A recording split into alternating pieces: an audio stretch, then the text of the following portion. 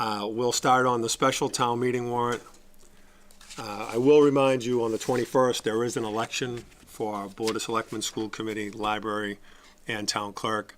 So it's important that you vote in the election on the 21st. If you have questions on the election, we ask you to call the clerk's office at the Municipal Center. So the special town meeting will start at 7 on the 13th. We will be at the high school in the auditorium. The first article is to adjust the fiscal 19 budget. So that's the fiscal year that we're in now, which will end June 30. We'll start fiscal 20 on July 1.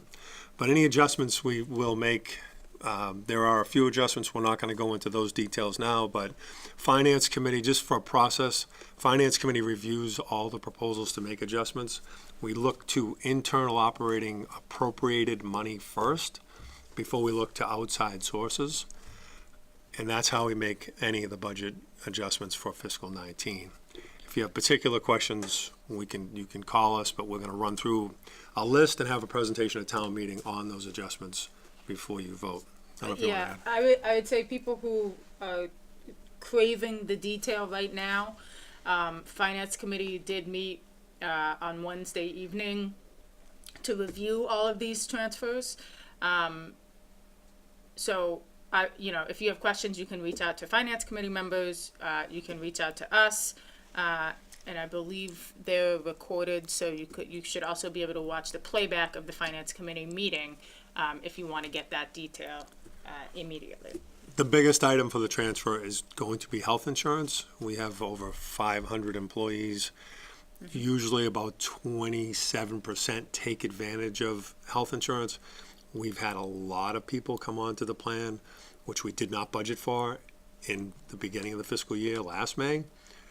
So when they move on, obviously they're entitled to the benefit. We need to pay the insurance company for providing that benefit. So that's what the majority of the transfer is relating to. Yeah. So Article 2 deals with the snow and ice deficit. We had a pretty mild winter overall, but we did exceed the $150,000 appropriation. Under state law, usually the Board of Selectmen Finance Committee have to vote to continue to spend in the deficit. That state requirement is no longer valid. They don't have to do it. I think Finance Committee still does do it, just so they have some transparency and let the community know that we are in a deficit for snow and ice, and they agree that we should continue snow and ice operations as planned. But that deficit is about $150,000? About $175,000. Okay. Yep. So we'll make up that with the majority of what's called overlay reserve from the Assessors Department. They have money set aside for abatements, for taxes, for blind, widow exemptions, veterans.